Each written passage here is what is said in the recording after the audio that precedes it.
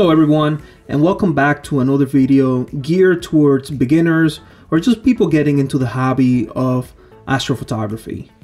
My name is Carlos, and my goal is to help people that are thinking about joining this crazy world of astrophotography or are already in it, but you have questions. And hopefully through these videos, I am able to address or answer some of your questions. As promised on the first video that I uploaded to this channel, this is a video that covers the way I set up and take images.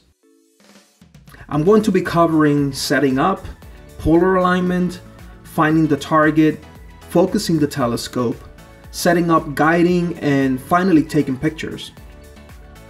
Lately it has been cold and I have not been able to talk during the video, so I am stuck with a voice over. So I hope that I am still able to deliver the information in a way that makes sense and it is helpful to you guys. So we're gonna start with setup. I have been setting up on the same spot for the past few sessions, so there are holes in the ground where the tripod legs are buried. This way the rig is already pointing in the north and Polaris, it's in the view when I look through the finder scope. Then I check all the wires and connections to make sure that everything is plugged in and working. There are two reasons why I set up while the sun is still out.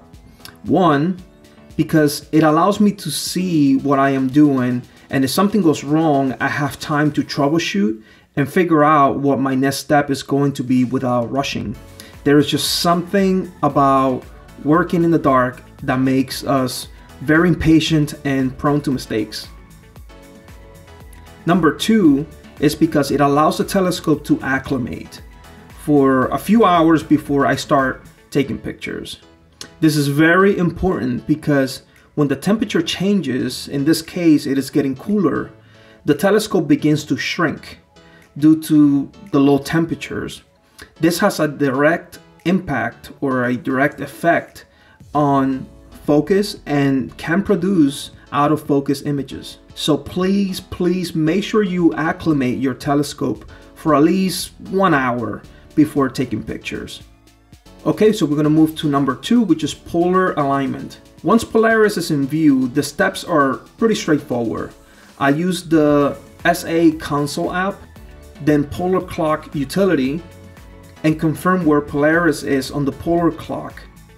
Then I move the fine adjustment knobs on the mount along with the latitude adjustment knobs to place Polaris on the same spot as indicated on the polar clock. So polar alignment, it's very important, and it's crucial that you get as close as possible to where Polaris is on the polar clock. Okay, so let's move to step three. So once your polar alignment has been set, I am now ready to look for the target. I installed a sight on the telescope, and it is as simple as pointing the sight to the target or area where I suspect the target is.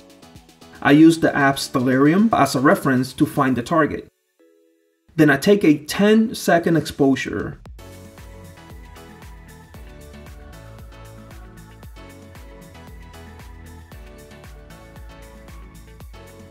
And then I use the annotate function on the ASI Air app to make adjustments based on the results. Typically, I only have to do this once if I'm imaging the target during multiple nights.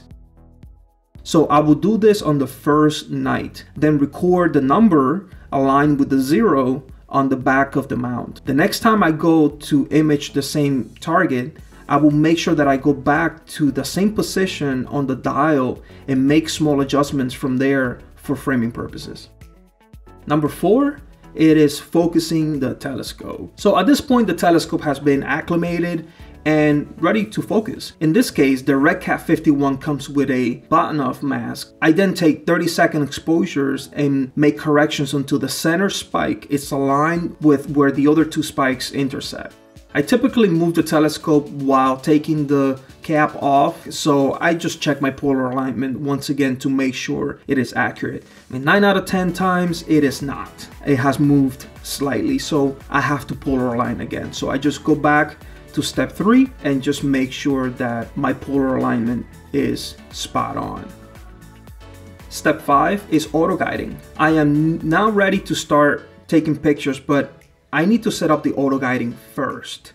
And this applies to me because I use auto guiding, but if you don't have auto guiding, then you can skip this step. I switch to the guiding page on the ASI Air.